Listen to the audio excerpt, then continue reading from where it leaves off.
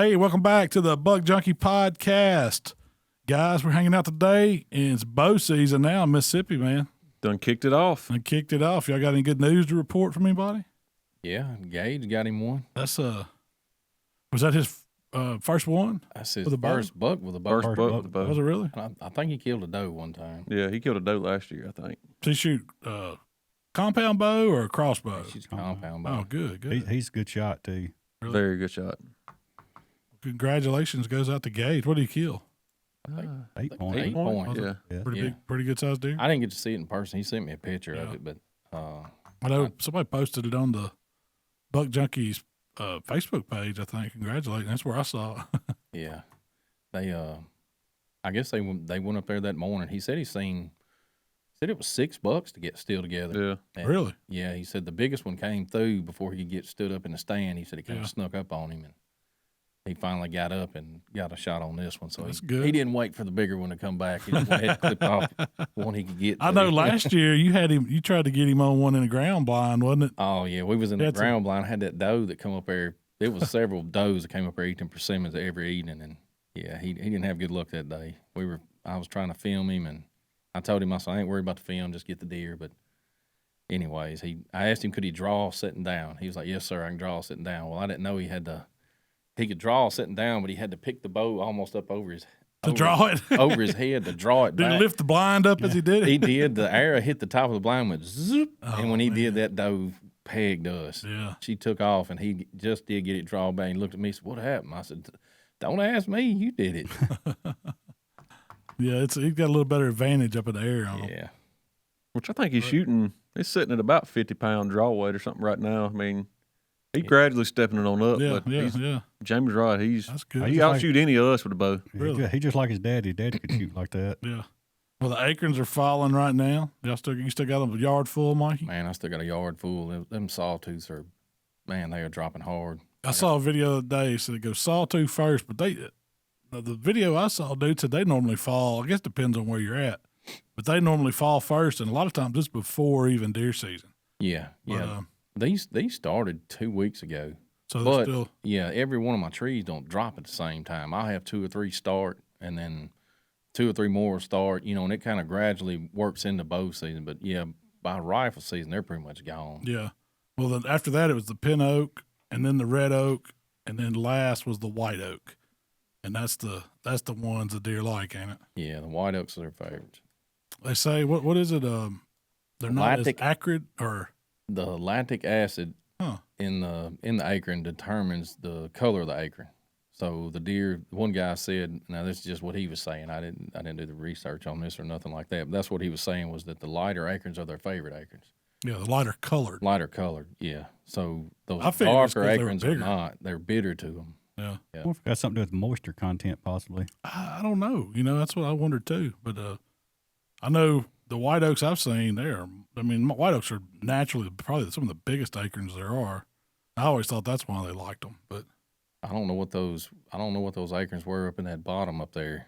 Cup acorns, what they call them. Yeah, cup acorns. Cup over. I've heard of cup over oak. These were cup acorns. I mean, These had caps where it almost covers the nut almost entirely. They were the size of a persimmon. Yeah, they're big. You could hear them falling for 100 yards. Like you knew when they were dropping. So on that video you did on yours that we put, the little short video that was on there, folks were thinking the ones you were showing were sweet gums, but you couldn't tell. Like if you didn't know it though, if you've never seen a Sawtooth Oak Acorn, the tops of them are gnarly. Yeah. Like they've got all these little splinters like hanging off of them. Looks like a half a sweet gum ball. Yeah, it did. And they were still green, so the acorn hadn't exposed all the way out the end of it real good. Where so you could see it. Yeah, it looked like a gum ball. I mean, I can see how you can mistake it, but it was. But the leaf definitely didn't. Yeah, if you don't know the leaf. Yeah. The Sawtooth Oak's got that it's like a pointed all the way down the edge leaf. Yeah, right? yeah. It looks just like a chainsaw blade or something. Do you ever find them growing wild in the woods like we do our red oaks and our white oaks? I hadn't seen too many in Mississippi. Really? I never heard of them until probably 7, 18 years ago, something like that. Yeah. That was like the thing everybody was going with. I know up here where we hunted at around North Mississippi, I hadn't seen a wild sawtooth oak. And I don't know if they were, they brought them here from somewhere else or maybe from South Mississippi. Maybe they had them down there or something like that. But I've never seen one up here like that. The big ones I see them pushing now, you see them on social media, is those chestnut oaks. Yeah. And they talk about how many bushels of acorns like one tree produces of food compared to like if you're feeding protein or some other source of food. It amazed me how much mass that one tree can produce, one acorn producing tree. Yeah. It's a crazy number. I mean, a lot of bushels. Yeah.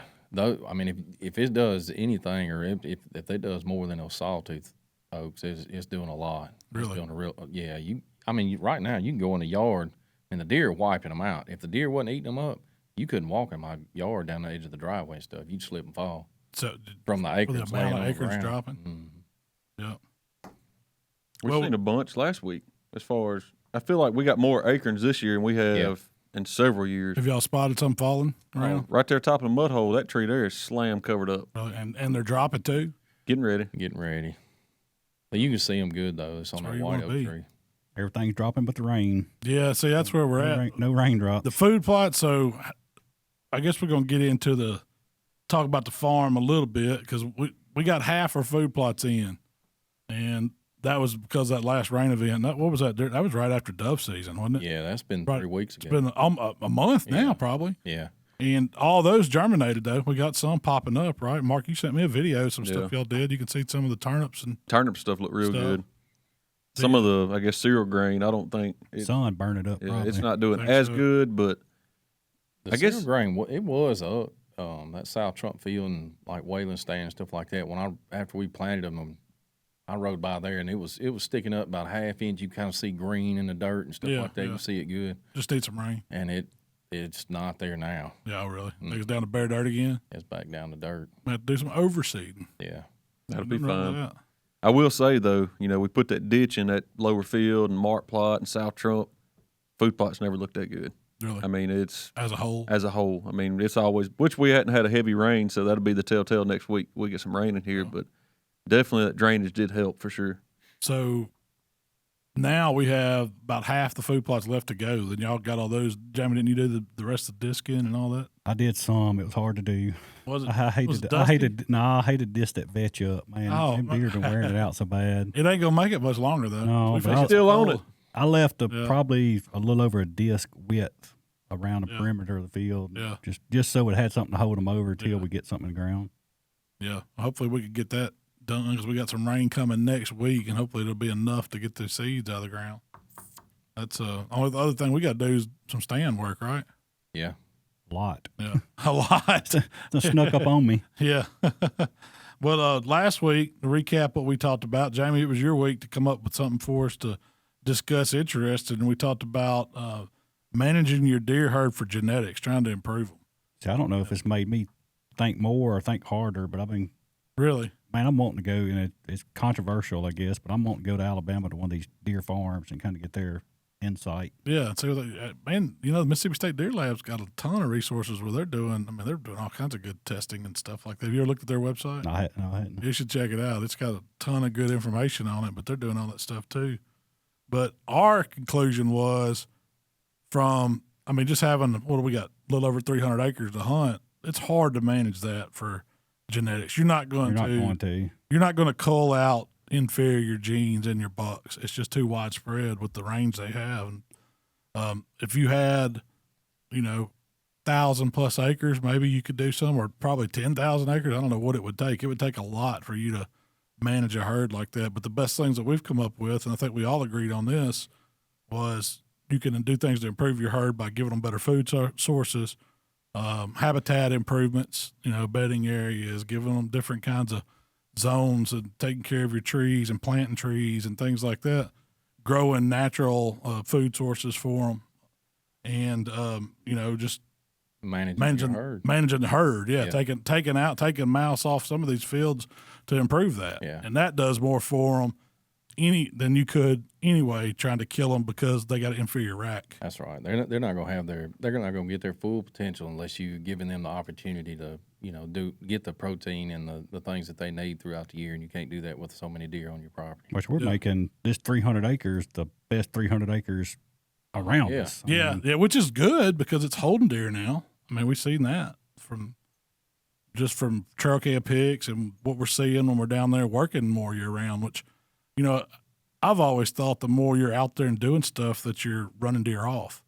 And that hadn't been the case this year. We see them every time we go.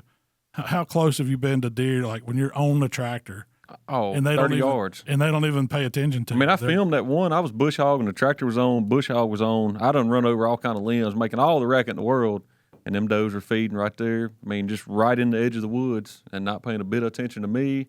I stopped, and that's when they looked up. When I quit moving, they was like, "Oh, what's he doing now?" You know, but they knew we were getting a buffet ready. That's what. Well, I mean, you know, we had some of those year-round clover pots that we maintain. There's been doe with twin fawns that just live there. Yeah, they're not moving anywhere. I don't even know if they're. I mean, they're maybe going to water somewhere, and that's it. They're staying. We've pretty much been on that vetch food plot daily. Daily, you can go out there and see a dozen deer at any time. We did. We checked our lemon bush. Oh yeah, it is ripe, and them deer ain't touching it. Is it just loaded? Oh, it's full of. You got enough lemons there to make margaritas for weeks. Have they? What color are they? Yellow. So they hadn't turned orange. So they will turn because it's really a trifoliate orange. It'll go from yellow to when it's ready orange. Have y'all cut one open and tried it? I've tried one last year. Yeah. Oh, it's bitter. It's got to be bitter. No, it tastes better than any lime or lemon you ever had. I mean, they don't taste Me and bad. Malcom did a video on it. I cut one open. Probably toxic. It tastes like a lime. Yeah, I squeezed one in a beer. It didn't make us. They say they make really good like marmalade or jelly with them. You can make, you know. They're not bitter at all. Yeah. They're sweeter than a lemon. To me, they are. There's got to be something special about it because it's covered up in thorns, trying to keep, I guess, animals or something off of it. It's got some. Do is just take a camera up there and just stick it. Put on it and see if they eat it or not. Just kind of. I mean, have y'all noticed? We've been going down there. Was this the fourth year? We probably fourth. Is it fourth year? I think. I think so. I think it is. And we found that tree very early on. But they say they're invasive. Like those things will just take over. I hadn't noticed it spread. It's just one bush. It's a big bush. Yeah. But I guess it would take. I would think it's been there for ages because nothing's been on that property that would have planted it. The most invasive thing we got is freaking sweet gums. You can't stop them. We're going to. Yeah. We'll put a dent in them anyway. Sweet gums and kudzu. Yep, kudzu. The briars and stuff we kind of want. You know? I like me some briars. We do have a big old bobcat that's putting a hurting on some little critters. Yeah, he's eating the rabbits. He's eating the rabbits down. We're gonna get him he's too. A good size one. It was a good one on Salem camera too. Did it have something in his mouth? Nope. It was a big one crossing ditch. What we got us a new little play pretty down there on the back porch, didn't we? Yeah, we did. So that y'all know. I don't know if everybody's seen them yet, but we've been doing some deer camp recipes on the YouTube channel, and I guess we put some of them on TikTok. And stuff. And so y'all know we all come, but we're not hunting or talk about hunting. We do how to barbecue right and Swine Life Barbecue, and we're cooking. We're cooking. We eat good. Yeah, we're cooking. So Gorilla Grills reached out to us. I guess Mark, you've had a relationship with them for a while. Yeah, I've had with them for 5 years now, I guess probably. And they said, hey, they send us a grill to cook on. So we're gonna do some videos on it. So I'm excited about that. Brand new one, right? Yeah, brand new. Which one was it? Silverback. Silverback AT. Got the good card on it. Got it put together. Done the burn in last week, so it's ready to get dirty now. Need some meat. They send anything cool with it? We got the jerky rack, which I'm excited about because I'm fit to make some jerky. Yeah, it's convenient because it gives you a lot of cubic inches in there. But man, I like it for wings. I think what it say if you use all the racks, it said 150 wings. No, we finna put that to the test. I measured it, you know. Well, you didn't think about it. It's still including using your original rack. Oh, and then those three shelves. So yeah, we're gonna put that to. Could you fit 2 of those in there? No, it's full. Oh, it's fills full. It up. So, but it gives you 4 levels. Basically. I think I've cooked 8 pizzas at once on it. Like roll out your dough like little personal pizza. You can cook 8 on it pretty easy. So you could cook ribs on it too. I'm guessing, right? Yeah, chicken, whole chicken pieces probably. Yeah, you cut them like if you do like chicken hash, you probably get a couple on each shelf because I mean it's pretty close together, but it's convenient. Leg quarter fit on it. Yeah, that's what I'm talking about. Because you can take that whole rack out and go in there and load it, season everything, put it all your meat on the grill, and just carry that whole rack out and sit it in it. You know. We finna do some cooking on that. Between that and the Blackstone and the fryer, we got everything we need at camp. Have to get back on the treadmill come January. Oh, no doubt. That's what deer season's for. You got to put on that winter weight. Winter weight. Yeah, you got to get your winter weight up. You can't make it through them cold days in stands. That's what we're going to talk about. It was kind of my week to think about stuff, and since I know we still got some stands to move around and things, I wanted to talk about the types of stands that we use. I know we've hit them before, but we use three main types. We have some that we built. Jamie's kind of our resident pro carpenter. Anything that we need done that requires any kind of carpentry skills, he is the man. And so you've built, we call it Trump Tower. It's probably one of the biggest stands. It is the biggest stand we have on property. But we're going to talk about that, and we're going to talk about what it takes, like, to build a stand, and talk about the budget. Like, I think you kind of looked ahead. I kind of crunched a couple of numbers. Crunched some numbers for us, and then talk about the Sportsman's Condo, which is a prefab stand that we bought. And then last year we added some of these Dixie deer blinds, and we're kind of lucky here in Mississippi that both those stands are made in Mississippi. They're different, and so that's what I was going to talk about, the differences in them here at the end, and to get everybody's opinion on which stand y'all think of those is the best. Now, I'm not talking about climbers or lean ladder stands. I'm talking about stands for the vertically challenged big guys like myself. That's what got me to thinking. And then it's a box stand. I like them. I like box stands because they conceal you. You can move around a little better. If I'm taking my son with me, or we're taking young ones with us, they got a good place to hunt. You're out of the elements. So it is, to me, it is a little easier. Now, they're not really mobile. You can't move them. You got to have them. You got to think about that before the season and where you're going to put them and all that. But today we're going to talk about the build on them. So, Jamie, what would you say, or if you're going to build a stand, what would be the average sizes of stands that you would consider building for two people? No, I'd say no smaller than a 4x6. That's probably the smallest on the condo stand. I believe that's what they are. Yeah, it is. The Trump stand, I did it a full 4x8, and it's pretty big. I'm thinking about 4x8 though. You don't have no waste. Yeah, you're not wasting a 4x8 sheet of plywood to make it 6 foot. You're already buying the 4x8. Why not use a 4x8? So what kind of materials? Like, if you're going to build a stand, and I'm thinking budget minded is best, but we still need to have a decent door on it and some windows to close it up to try to keep the bugs out. Yeah, what do you think we're going to need? I mean, definitely back to the bug deal. It's not as airtight or as bug proof as the fiberglass or plastic stands, by no means. That Trump stand, we'd use 2x. I got OSB for the floor, 3/4 inch OSB on the floor, and then the walls are I can't think what it was, a barn grade siding. Yeah, it's a waterproof siding. And then just done a metal roof on it. I made plexiglass windows. That kind of stuff is very, very time consuming. The windows and doors, getting them to work right, make them halfway seal up. That's the time consuming part. And you can spend whatever you want on them. Basically, I mean, probably Trump stands 3 years old. Yeah. I want to say with the Lexan or plexiglass windows, doors, or stairs, we're probably $1,000-$1,200 in it back then. And then you got to build it. Yeah, then you got to build it. So to build it, is there any special tools, or are you just talking about regular carpentry tools that you use? Yeah. I mean, I'm spoiled. I got a shop, so I mean, I'm using. I'm doing it the easiest way possible. But if you got a skill saw and a cordless drill, you can pretty much do it. Do it. That's all. That's the only thing you would need, and the time. Yeah, and there's several YouTube videos that, I mean, these guys are breaking it down step by step, exact parts list or whatever you need to do it with, the measurements, everything to build to go off of. That would be a good video for us to film on how to build just a basic deer blind. Yeah, because I wish I looked at the guy's site. I wish I wrote his name down, but he does like 5 or 6 different size stands. Has the blueprints for them and everything. Yeah, and it tells you. I mean, he's materials list and everything. Yep, tells you exactly. Cut this 14 inches. Cut this 74 inch. Whatever it is, he's got it. So when you get it put together, how are you putting it up in the air? We're cheating. We're using tractor and forks. Well, we didn't the first year. We didn't put Trump up. We pulled we stood it up. We stood it up with a foil and a strap. So I remember what we did. We bought those elevator brackets. Yeah, and they're probably $100, $120. They're $100 a set. That for 4, and they're, in my opinion, they're worth it. It squares your post up with your platform, and it's very, very rigid. Yeah, it's pretty stable. So have you ever built one like you would, say, a deck, or where you put it on put your 4x4s in the ground and then build around it, build your platform around it? I was in a hunt club several years ago and they did. I did. Yeah. What do you think the elevators is a cheaper way to do that? I ain't gonna say it's cheaper. It's easier. Time is easier. Yeah, time.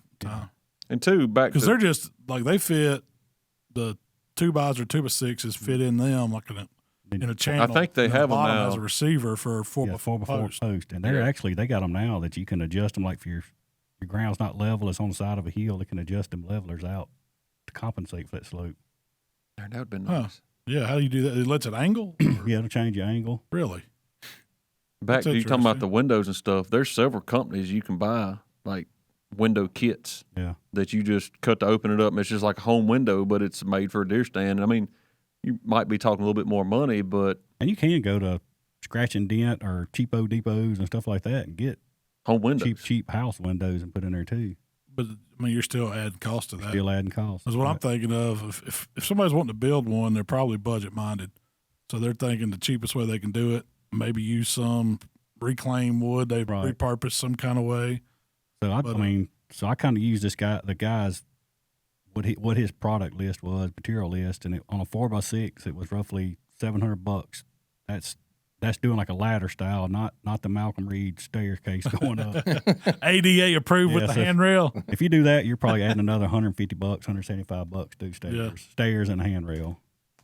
So all in, you ought to be able to build one for about $1,000. Yeah, and that's buying everything new. That's not using something you got laying around. If you got some extra paint left over, that's pretty much going and buying everything at Lowe's, Home Depot.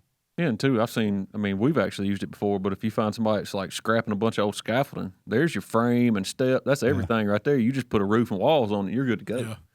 We had one like that at my dad's place. It was an old double piece of scaffolding and a piece of stage boards, all it was. It was like a metal frame with a plywood deck over the top of the frame that went into the scaffolding. I mean, it made a heck of a deer stand. I mean, heck, I've seen them take porta johns, and I mean, they put the sides. Put them in the air, not put them in the air. Yeah, really. I mean, I ain't saying they're building like a 20 foot up, but they put it on a platform. They put it on a platform and pass it down. Okay. They take the poop tank out of it, and it's just a square box. What for? What for? You might need it. One-stop shop. You could get somebody to drive the honey wagon out there and service it for you. You'd be all right.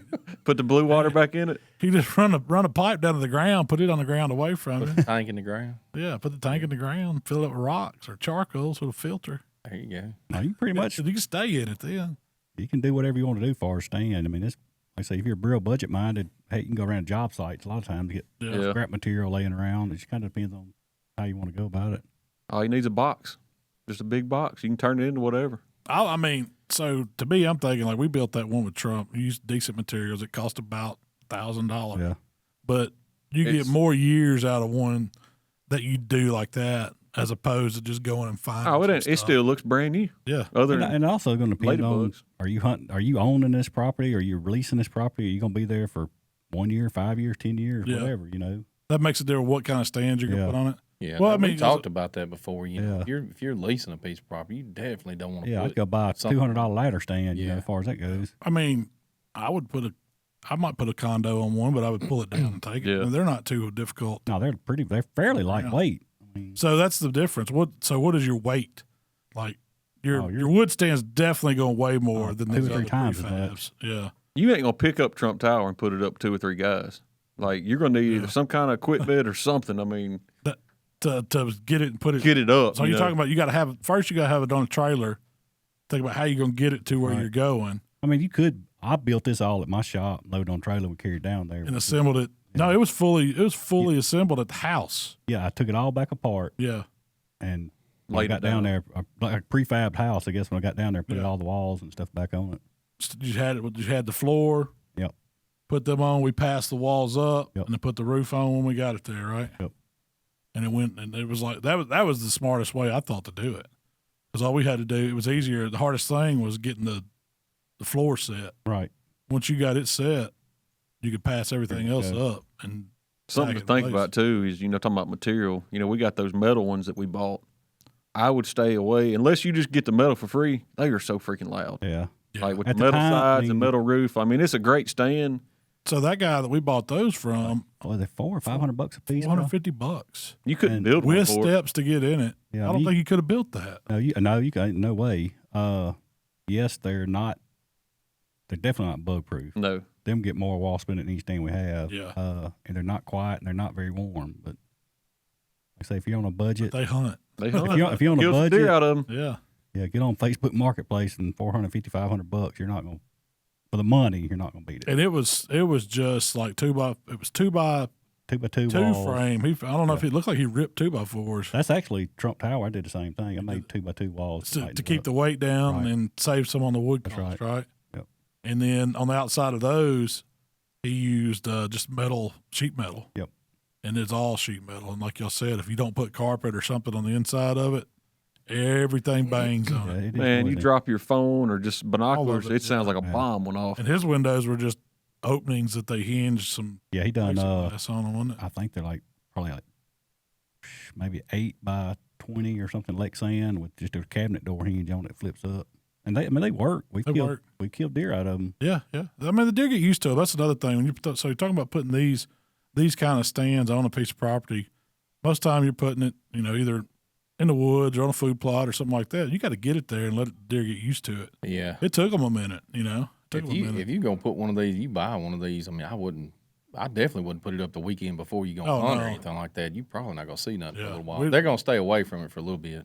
We have stands that we move around and stuff. We try to get, I wish we had them moved by now. With those stands, we probably won't hunt for a while. They'll have to get used to them. Yeah. I mean, the deer's going to look at it. As soon as they step out, I don't care where you're at, they're going to look at that stand. You're going to hunt. Even some of the ones. You're going to hunt South Trump Field opening weekend. You already know it. You would be in that. But they're used to seeing us stand. They don't know it's going to be different. Deer still come out and look at them there, even when we look at it. But they can't tell. They can't really tell you're in it. That's the whole thing. Now, if you're moving around a bunch, I guess they'd see you. But I've had them spitting distance sitting in that stand. I will say. With no scent cover. Probably Michael had some honey buns or something open to eat. Sausages. Yeah. Buddy heater going, crackling. I was going to say, man, there's the one thing about those box stands is the scent control inside of it, especially those Sportsman condos and the Dixie blinds, because we've had the boys down there hunting before. They've been playing football out in the yard and taking that eating, and they smell like they've been eating at the Mexican restaurant. And the deer won't be but 30 yards from us, and they don't smell them. Yeah. I'm about ready to get out of the stand. Well, I do so that's the second type of stand. We know we can build one for around $1,000, and it'd be a Trump Tower style. Yeah, that's a nicer stand, yeah. Super nice stand. It ain't really cutting any corners. No. But these other prefabs we bought like the Sportsman's Condo is about a $1,200 stand. That's that basic one. And I think they may have went up a little bit since then. So when you get the Sportsman Condo, you're buying, after you get the stand bought, you got to buy 4x4 legs, depending on what you're going to put it on, how high you're going to put it. Yeah, a couple of 2x4s, X braces, and then actually their design, it does take six, don't it? No, them are 4. Yeah, them are 4. Yeah. You screw, I think it's 2 foot long, 2x4s, 2x6. You screw to the legs to make your steps. Yeah, to get into it. You have to do like a ladder style. And then you need an anchor. Yeah, no matter what stand you do, you can ask Mark. We had this last year. Buy a good house trailer anchor or anchor screws in the ground because it will move a stand. The ones they sell on Amazon that say 4 deer stands will not hold that deer stand. No, you go to Lowe's, Home Depot, and get an anchor for a house trailer, and you're going to put it's in the ground. That's and you need to put it in the ground several feet too. Yeah. Till you get tired of putting out. Yeah. Keep on going. That thing will wear you out. Me and Jamie had to move out the other day. We had like a 1 foot bar and it was kicking our tail. Yeah, dang. I didn't think about that. Yeah. And I do like using the heavier ratchet straps because you can go by and tighten them and that stand's going to settle. It don't matter if you put it on blocks or whatever. It's going to settle over time. And usually middle of the season, just reach on there and grab it, pull it a couple more ratchets, and tighten it back up. I think that's what got us on that one. It's smaller, like a 1 inch wide. Yeah, it was one that would bungee a little bit, stretch. Yeah. And it moved that stand. We put that stand up 1 week, middle of the week, and that weekend that storm come through, wasn't it? And it moved it off the block. Yeah, it moved it off. It was like 2 foot, wasn't it? Like I don't know how. Now I don't know what saved it from tearing up or breaking, turning over. I guess that ratchet strap. It held it enough. Yeah. But that was so. What do you think you have? Like you spent $1,200 on the condo stand. You're still going to be $1,500. You're spending another $200-300 in lumber and bracing, right? Where to go? So you're $1,200 on the stand. You get 4x4s for leg. All ours on 8 foot because some people that hunt with us are kind of scared of heights. But yeah. So I told y'all. So you're gonna spend another $50 probably on 4x4s, and then roughly $100 on steps and stuff like that. So you're well you're into $1,500 easy. And that didn't put in the pad in them because some of them they sell like you can buy the mat that goes in it to make it quieter. Or what'd you find, Mark? You found some stuff. Yoga mat, what you bought? Yeah, it was a yoga mat or a workout mat from Academy for like $15. And just trimmed it with a box cover. Yeah, and I think it was 4x6 or something. It was plenty big, and it's like a memory foam, so it's pretty quiet and it's easy to put in. It definitely made those quieter. I mean, those stands. I mean, to me, they are hotter because they're black. You ain't got to run a heat in them. But as far as being quiet and keeping bugs out, you're not going to beat that. Oh, you're not. You'll get a couple ladybugs in there. I don't guess we've ever had a wasp nest. Yeah, we inside did. one. Them round ones got them. The brown ones got them for some reason right behind the door. Like it's that shelf ledge over the door. Yeah. They got right there. inside? Inside. They were inside. They Opening weekend, I was in there. It wasn't a nest. They were hibernated up there. They were sticking to that plastic where it's warm. Okay. It was two of those round stands that they got in. Yeah, I don't think I've ever the bigger Sportsman's Condo. Yeah, I think it's a 3-person. That 3 people ain't getting in no, it. It's a 6x6 round, but it's not. I don't know if you can. They call it 3-person, but three of our people's kind of. They ain't gonna fit in it. 3 round people ain't gonna fit in it. You might get 3 rectangle people.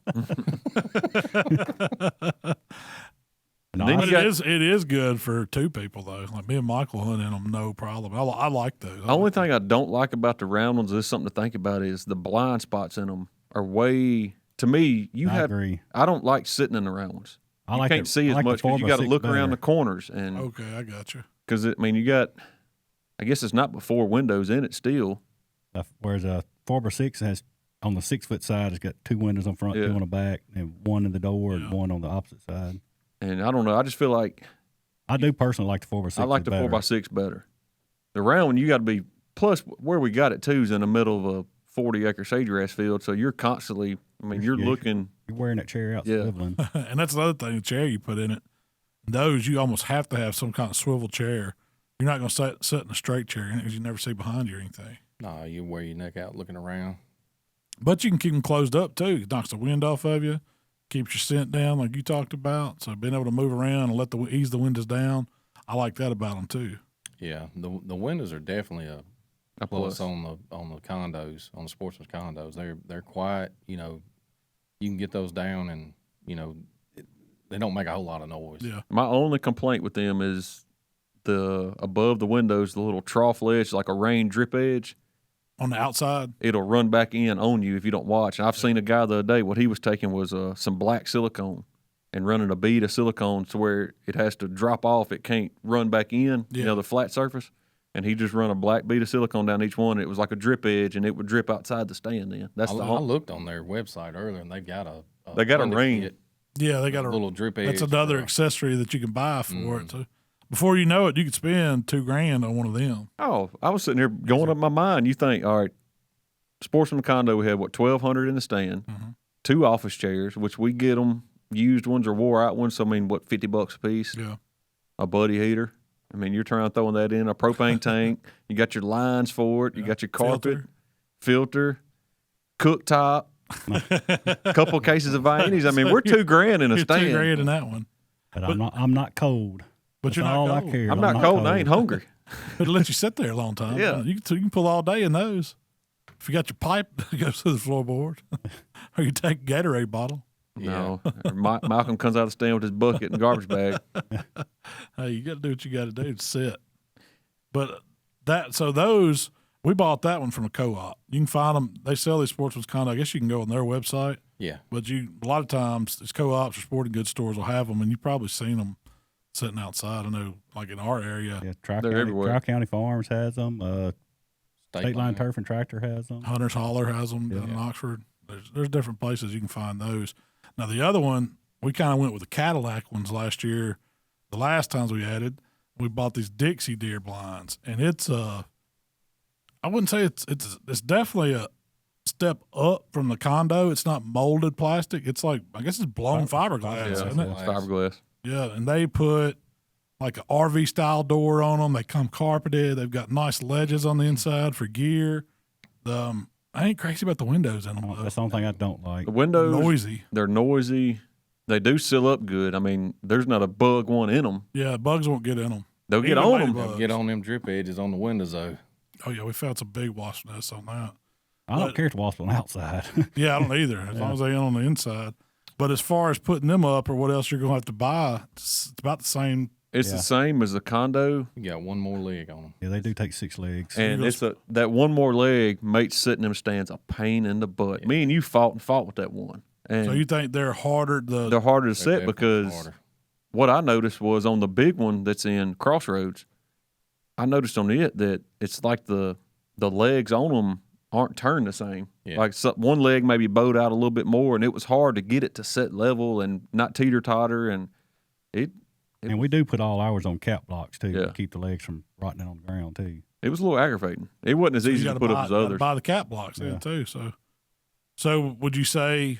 I mean, ideally, the correct way would be set your stand where you're going to put it at, mark the ground, move the stand back out of the way. Which is, like I said, we do it with the tractor, so it's easier. And then level your cap blocks. And when you set your stand, you only set your stand one time that way. But so how many people do you need to put one of these stands up? Think 2 people could do it? With a tractor, yeah. Me and Mikey without a tractor, you're going to need 3 or 4, right? Yeah. Without a tractor? Yeah. Yeah, because you're going to have to brace your legs and get some kind of pole. Because when you watch the videos on them, they say they're made to be put up without heavy machinery.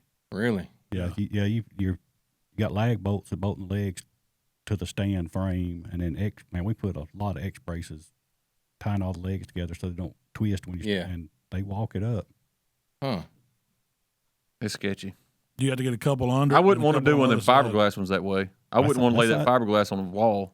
I would. I want to say they got a video. That's how they say do it. I mean, it works so much easier if you got pallet forks on tractor or whatever. On tractor. And I'll get it out tell you there. what, if you drop that Dixie blind, you'll knock a hole in it. Yeah, that's for sure. Fiberglass. Now I'd say the Sportsman Condo, the molded plastic's probably more durable as far as that goes. Yeah. There's really nothing to go wrong with that, you know? Yeah. I mean, it's like a Porta John. It's made out of the same kind of stuff. That's what it is. Pretty much. I will say, out of recycled Porta Johns, that's probably what they're getting their plastic from. Probably. Splash. Yeah. They make them in any other color. You seen them? I seen some the other day. We was going to Kentucky, and a guy had some on a trailer, and I thought they were Sportsman condos, but they were camo. He had 2 black ones on front and 2 camo ones on the back, but I don't know what the back ones were. They make some of these now. They're like they're wall. They come separate. You put them back together. Prefab walls. I looked at. You lock them in. What's the name of that company? I looked at one at that hunting club, and I was not impressed. Yeah. This was the one where it looked like 2 halves that were like fiberglass molded halves, and you bolt them together. Lazy Man stands, maybe. I think they're based out of Arkansas, maybe. They sell like a metal frame that they set on, so you don't have to build the frame. It's its own riser. And again, if you're a one-man guy or don't have it's lightweight.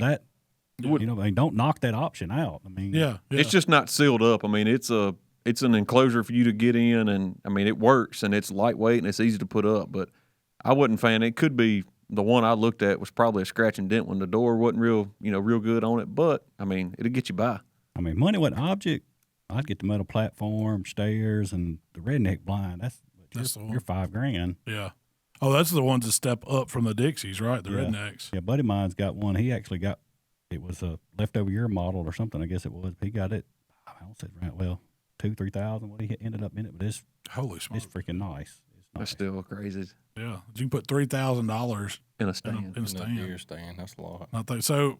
So if y'all had to, like, okay, we're going to have to get another stand, and what would be your favorite and why? As of what we have now, or whatever. Money was no object. Yeah. Well, I mean, money. Realistic. If you were going to buy one this year, I'd go back with the Condo.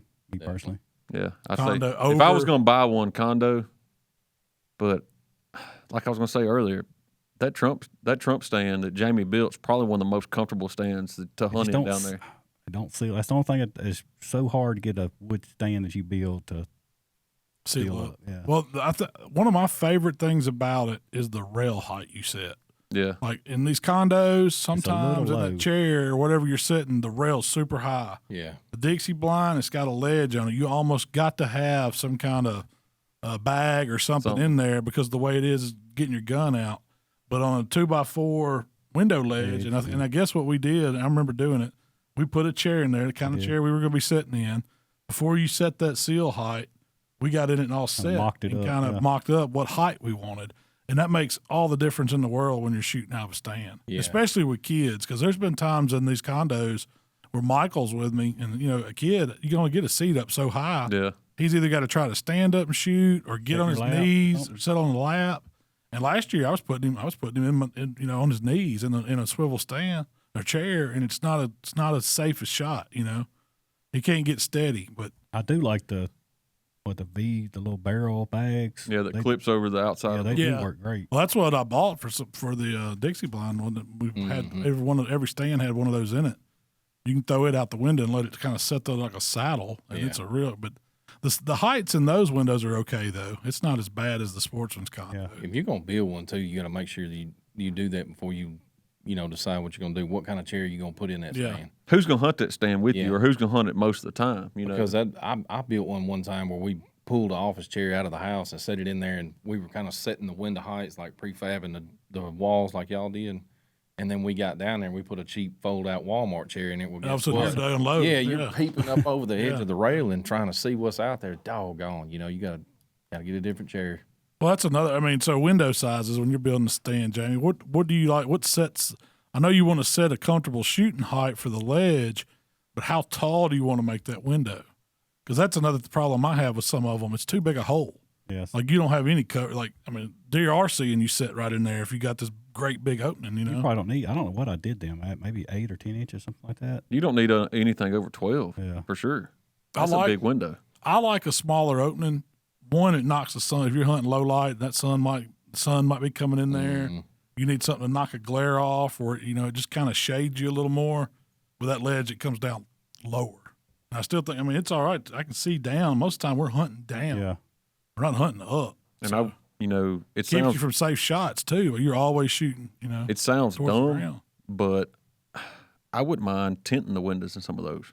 Just because if you like the Sportsman condos, if you have all the windows open, or that deer can see through there because you got windows behind you too, and they can silhouette you. Oh, definitely. That's hang a curtain or something. They make a camouflage. They do film to go over the windows. They do. Sportsman condo. It's in the accessories for Sportsman condo. Oh, they already thought about it, huh? Yeah. Camouflage. Because there's a lot of times in those the Dixie blinds. Yeah, the window's a little bit bigger. You're sitting in front of the window. There's a window behind you.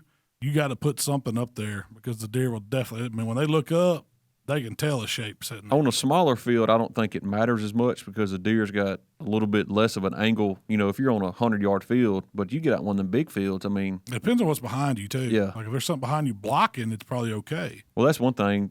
I guess plantation field, we got that big oak tree right in the background, but pond stand ain't nothing behind you. Ain't nothing behind you. Your seats. They will silhouette you. Yeah. But I usually wear a face mask when I hunt too. So in the blind, you do. Do you really? Do you hunt with the windows open, or do you wait and open them when they? Oh, Jamie's got all the heat on, central heating in there. I will. Like I'm looking back north. I will open the 2 north windows, but I'm not going to open them all the way through. So can't draft. And then if I'm, like say we talked earlier about our stands, they're not ideal for south wind, but I have hunted a pond stand. I have seen deer in with the south wind. I just leave the north window open where it don't, my scent, the south window is not open, blow my scent all the way to the stand. Across field or wherever. Yeah. We have been spoiled by them, no doubt. They will. Now I ain't gonna say you can get like in the woods on the trails where the big bucks are running and all that, but if you're hunting food plots, I don't know of a better stand you can hunt out of a box blind. We got a couple of them in the woods, and they're good stands in the woods. It's harder to get it down in there, but man, for me, you ain't hunting one of them ones in the woods. It's very rare. They're not very mobile. So no, yeah. I do like the wood stand, the one that's below the shop. What was it? Academy's got a kit it's on 4 legs. It's not a tripod, but it's got like a soft-sided blind on it. I don't know what it's got a base with a trap door. You go up through the bottom. We used to have one down in Oxford, and then you put up it's almost like a blind sits on top of it. Yeah, this is like a soft-sided blind. Usually, sometimes they have 2 like boat seats. That's what this is. Got 2 seats in it. Yeah, so you sit. I don't know what the price point on them are. They're like $300 something. Yeah, they're not very expensive. That's without of course, you can buy more accessories. You can put the roof over it, but because it's just open. Just a stand and the outside wall or netting or whatever on the outside. I want to say it's around $300 something, $400. That's what Duker's put on his place. He bought one last year before last. You I'm usually have to replace the digging material on them Yeah. because they don't make it through the year round. I'm scared of the soft-sided, like putting the ones you see with the platforms, and then you put a blind or something on top of it. You trip or get up out I'm that going seat, right out it. You're going. You and that blind are going to be tangled up, and you're Laid going over, out. Yeah. Dad, you get the buddy heater in there, you're just going to be melting plastic all around you. Shrink wrap you right there in the stand. We had Draw it right down on you. We had a guy that Vacuum used to CD. hunt with us in Abbeville, and he was one of the ones that, if it said posted, that meant it's posted for a reason. That's It's got probably deer where, on it. That's yeah. what the deer are? that's probably where he's gonna hunt. But he had one of the first buddy heaters that was just the screw-on eye, the little bitty one, and he hunted out of a climate stand. So he'd have it like a cup holder down on his lower portion, on his lower climate part, and he would stand up over it. Well, he said, man, it was cold one morning. He took his jacket and he had it held open, and man, it felt good. He got back to the truck, going to take his jacket off. He done melted the zipper together. It done welded it. He couldn't even, he had to cut it off of him. But it did. It melted that plastic zipper. And he said, man, it felt good. He said, but I didn't know I'd done all that. Buddy heater's the best ever for deer hunting. I tell you what, that changed my deer hunting. I don't mind buying for a the- long time. So on that, we put, instead of green bottles, we use a 25-pound. Yeah, the 5-gallon, 25 like pound. a gas grill bottle with a hose, and we'll get year and a half, 2 years out of the bottles probably. It depends on how much. I probably don't give about Who's a year out of hunting mine, but Yeah. I don't think we've refilled any of them in the past 2 yeah. years. Have we? I did last year. I've ran Hilltop out and I ran South Trump out. Me and Michael put some hours in now. We're going to have the flat top cook grate for our I'm buddy. really going to be. I ain't going to see deer. We just come in there cooking. Smell bacon. Cooking bacon. Y'all come on. I don't think I've run the heater but twice the whole time. You never turn them on, do you? never turn 'em But you still like hunting the ladder stand, too. Oh, yeah. We ain't broke you in to full lazy man hunt.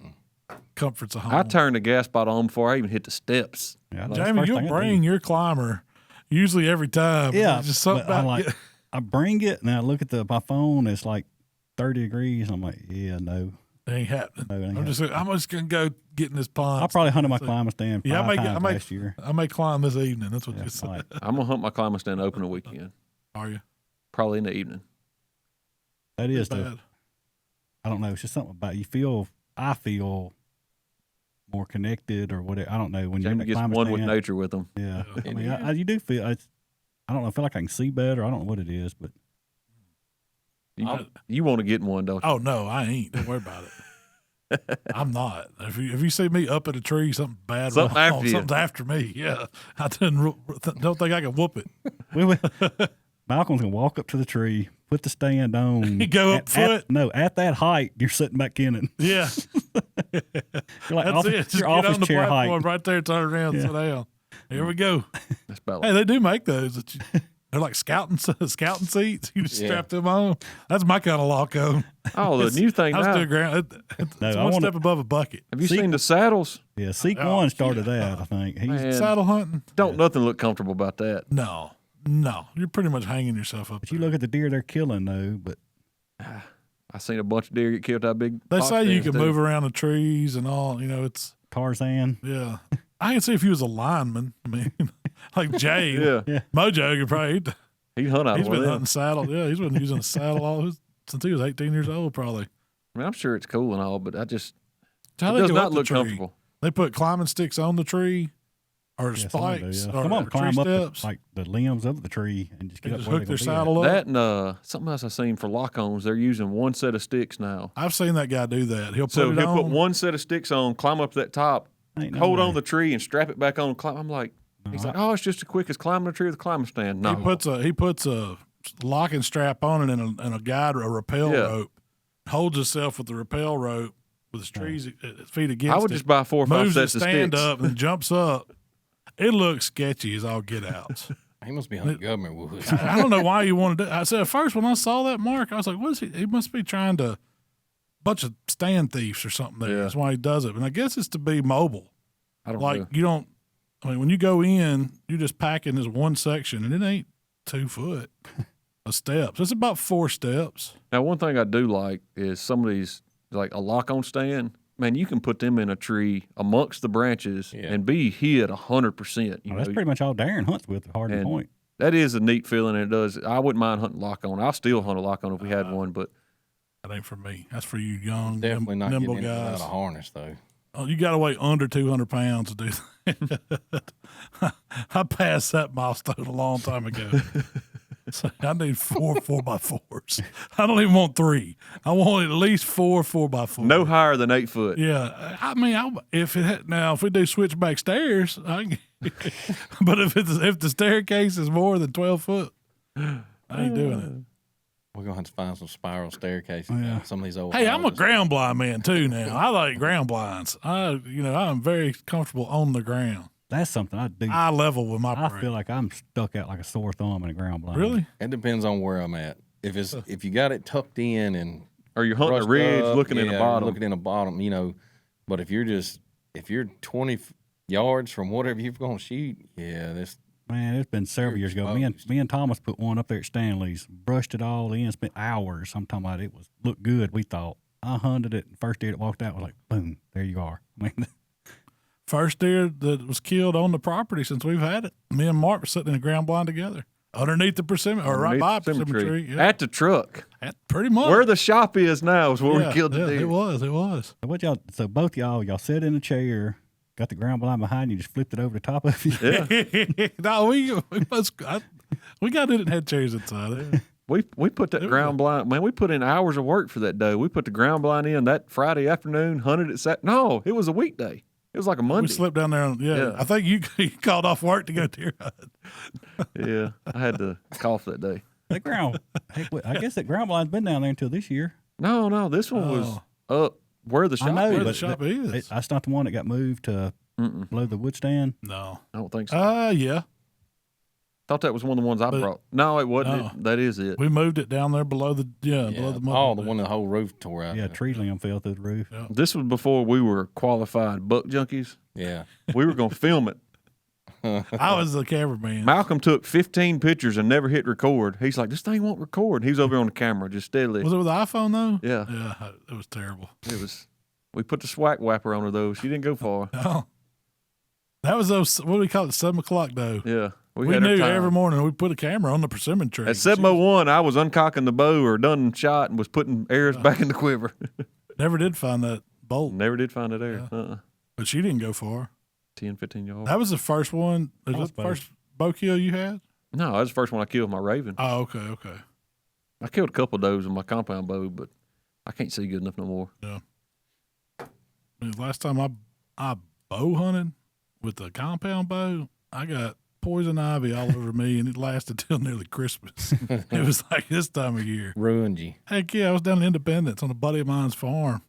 He's like, man, I'm going to put you in here. These acorns are dropping. And I was like, all right. And he's like, he had this stand. It was like a platform wood stand. And he's like, get up in it. They're spaced out a little bit. You got to jump from one to the other. And I said, all right. So he put me in there and out of the truck. I went in there and found the stand. You was froggy when you was younger. Oh, no. You think I made it up in that thing? It was like, you got on the ground to get to the first one, it was like 5 foot. And you had to jump. And then the next one, it was like double space. He only used like 4 4x4s to get up 12 foot. It was super high. And I was supposed to set up in it. I said, no, I'm going to sit down here on the ground. And man, I made the mistake. I found me some good hiding spot, and it was dark, heat in there. Sun come up, and acorns was dropping. I was like, oh, man, I know it's going to be a good day. Man, he done put me in a honey hole. I was sitting in nothing but poison ivy, poison oak. It was all over me, man. And it started up my hands and all over my stomach, down my legs. I sold that daggum bow after that. I ain't touching it. I sold it and bought me a muzzleloader and never went back. I said, you can have it. People got it easy bow hunting now. Man, they got so many things, the thermocells and all this stuff. Oh, yeah. I remember the first time I went bow hunting, I was probably 18, 19, right there by the lake bed. And it was kind of the same experience you had with mosquitoes. No thermocell. By the time the sun had come up, they had to eat the back of my ears up. Both my ears had swole up, had them old pussy blisters on. Oh, man. Man, I was eat up. And I ran deer out of the field just going, I was done. I was like, I'm leaving. Tapped out? Oh, yeah. I can't do mosquitoes. I pushed them right out of the field. Like, I can't do that. You couldn't hear nothing. Now They that were in is your ears. that is something. Is a ground blind. It don't matter if it's dead in December. If it gets above 50 degrees, there's going to be mosquitoes in that ground blind. Somehow. Yeah, they're staying on that ground in there that frost ain't got on. Well, my thing, I hate getting the ground blind when it's still warm. I know them old. Oh, no shoulder laid up in there. They laid up in there waiting on you. I'd rather have a no-show than don't put a spider in there with me, though. I'm going to tear that thing apart. I'm coming out. Coming out. So we did. This is a funny ground blind story. We went up and had a buddy that had a lease up in Pike County in Illinois, and we were going to go up there for one of the early muzzleloader seasons, and we paid this dude. He was like a paid hunt. It was like he rented some farms, and you could do a day, get you one blind for a day on this other dude's farm. And he took us out there in the morning and said, yeah, I got y'all some nice blinds set up, one for each of you. And I forget what we paid. It was like $350, $400 or whatever. Kill a big Illinois buck, Pike County. I was gung-ho, man. I had my muzzleloader sighted in. It was ready. We get up there and he drops us out. He puts me in this blind. He said, all right, it's over there about, 150 yards or whatever. Just ease over there and deer be coming from your right and just set up on them. Well, I get over there, and it's one of these little teepee things. I swear it's a kid's play tent. and you talk about picking it up. I sat down, and I picked it up, and I put it over me. I couldn't get my gun in there. And so I said, this ain't going to work, man. I done paid this money to come up here done on this dude's. So I get out, I throw it off of me. The blind's all trashed, and I sit down there and just kind of move some grass around. I'm sitting on this ridge, and there's a water hole down below me. Man, I'll tell you what, I had never seen deer like that in my life, because they wouldn't come near me where I could get a shot. But I bet I counted 8 big bucks and doe. I mean, it was just all day. Really? Dude comes back that afternoon and picks me up in the truck. He's like, what are you doing? Like, tore his little toy blind up. I'm sitting there, and I ain't got a shot. I think Waylon shot one. We never did find it, though. But it was a good hunt. Sounds like it. Yeah. Camouflage condom out there. Have y'all seen these little teepee? Oh, yeah. I don't know if y'all can fit in one of them. I bought one. Really? Yeah, I bought one for the boys. Yeah, they're like $40. Yeah, when you get in it, that's it. Yeah, I don't even know how you could shoot. I don't even know why it's got a door on it. You might as well just pick it up and put it on like a hat. That's what I did. I was squished in there on a little folding chair. I think I flattened it. It was a bad day. It was a bad day hunt. I did not get my money's worth. No, I never did get me an Illinois deer. But had to get you one of them. Try that again. So what's cooking, Mark? We've had a good bit going on, man. We filmed a bunch of recipes. I put the old Mark Williams gravy out there. That's y'all didn't know I was a gravy king. I'll claim that title. Gravy king. But breakfast gravy king. No, are you gonna do that this year? Are you gonna get up and hunt? Or you gonna get up and make gravy? I'm gonna shoot my doe about 7, and I'm gonna go get breakfast ready for everybody. Okay, that's the plan. Ain't nothing wrong with that. I'm down with that. Waylon said you was a gravy king, long as I wasn't there. We'll have a gravy throwdown. Gravy cook-off. The gravy cook-off. So how do you make your gravy? So it depends on what you're cooking. If you're making it, from scratch for breakfast, sausage grease or bacon grease, anything like that, and I use just enough to cover the bottom of the skillet, probably 3 tablespoons, all that's left in the skillet. And it don't matter how much gravy you're making, you always put equal parts butter and equal parts flour or equal parts fat. It don't matter. It don't have to be butter. I use a good Kerrygold butter and always equal parts. So what do you mean, like a half a cup for so it'd be cup to cup, basically? Cup to cup, equal parts butter and flour. Okay. And then what you can do there to calculate your ratio, what I've done is whatever, say if you use, this is going to be a huge amount of gravy, but if you're going to say a cup of butter and a cup of flour, you're going to multiply that times 8. That's going to give you your liquid amount you add to it, whether it be milk or beef broth or chicken broth, whatever kind of gravy you're adding. So usually, most time for like camp, I'll do a half a cup and a half a cup, and then it's usually 4 cups of liquid. And that'll make the gravy, the ratio you want and everything like that. And once you get it all in there, biggest thing is cook the flour. Don't just put your flour in there. Then like making a roux. Right. You cook your flour for a few minutes. I like to go like 5 minutes or so until it starts browning. And then add your liquid slowly. The more you mix that gravy, the smoother it's going to be. And then I always try to look for a trail behind the spoon. Once the gravy starts getting thick, I'll drag across the bottom of that skillet. And then once it starts leaving a trail, you're getting close. And that's when you really got to pay attention to that gravy. That ratio doesn't go to sleep. We done got serious on some gravy. Yeah. You got to. Yeah. But cook it to where it don't go to sleep. If it starts going to sleep on you, dump it off in a cold glass dish or something to cool it just to keep it from cooking any further. But it will go to sleep if you keep cooking it. That's you can watch Mark do this on is it on the YouTube channel and the TikTok? Yeah, it's on TikTok too. And you can see the Gravy King in action because he's serious about his gravy. I ain't joking. He is serious about the gravy. So I do the same thing, but mine either tastes like grease or flour. Yeah, well, I mean, I guess it's the ratio, right? Yeah. Or cooking it long enough. The ratio makes a big difference, and I've used that exact recipe for if you want to make turkey gravy for Thanksgiving, If you want to make a dessert gravy, I'll make a caramel gravy. So instead of using your sausage grease, just use the butter and add a couple tablespoons of caramel and make a sweet gravy. Holy it's good. Smokes. You ever made a chocolate gravy? Yeah, but I'm not a fan of chocolate Really? gravy. What gravies you make, Mikey, since you want challenging? What do you got, just old brown gravy? I ain't got measurements like you. Mine's all eyeballing. You just tell me what you want, 20 weight, 30, 40, or 50 weight. You want thickness? Yeah, I don't do no spoon trick. You got to drag the trail. Depends on what is going on, how much you want to hang on the biscuit. Roof star and gravy? You want it to run off or you want it to stay on there in one little blob? Now, I will say that gravy we made, what was it? We done the duck for dove season. Yes. We added all them onions. That was some of the best tasting Cooked gravy. down a bag of onions in it. And I guess that was a king gravy recipe right there. That was so good. But those onions got sweet. They did. What you get? You done a cheese dip? I done a deer camp cheese dip. Man, you got to eat cheese dip at deer camp. But I added some ground deer to it. It was really good. Ground it up. It's just a Rotel cheese dip with Velveeta. I couldn't remember cheese in it. You put cream cheese in it, didn't you? Cream cheese in it. Man, I mean, I got that recipe will be coming out, but it ain't no fancy recipe. All you do is throw it all together and throw it either in the oven or on the pit and let it come together. There ain't no cooking to it once you brown your deer meat. Just melt it. You could use deer salt. Like we also make deer breakfast sausage, so I'll use some of that. You just need about a pound or two, or you can use ground, just like deer burger. You can substitute regular sausage from the grocery store if you ain't got any deer meat, but it makes a fine cheese dip. It was good. It was. I pretty much ate a bag of chips. You gotta have some jalapenos in it, some diced green chilies, a can of Rotel, block of cream cheese, some Velveeta cheese. Man, it can't be bad. Nah. Can't be bad. We're gonna try to cook some different stuff besides whitetail this year, ain't we? Ain't we gonna reach out that Mossy Oak stuff? I did a thing with Mossy Oak where they're pairing they've got it's a Mossy Oak Gamekeeper Butchery, and you can go to their website. We've paired some of their wild game packages with some of our seasonings that we have for killer hogs, and they've got a wild boar package, and it's got ribs, it's got a shoulder, it's got several different kinds of sausages in it. It's got some wild boar bacon in it, and then they've got another one. It's like a elk and it's got buffalo. It's got bison ribeye steaks. It's got venison loins in it, loin chops, some venison medallions, and some different kinds of sausages in it. So if y'all want to check out some different types of wild game, elk is fantastic. Besides like whitetail, elk's some of the best really venison you can eat. Did you see on the How to Barbecue Right group that guy that I guess he's a butcher? He had that whole backstrap out of that moose, and he was holding it up. I mean, I've never seen a whole moose. Man, I imagine dude.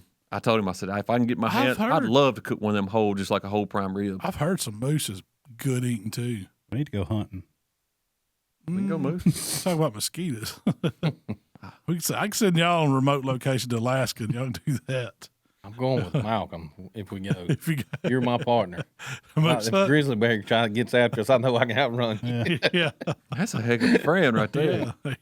They say you ain't got to be the fastest. You just got to be able to he done said he'll climb a tree. Yeah. That grizzly, you ain't going to stop the bear. He'll come up that tree. I hope he does, because I'm going to keep running. Yeah.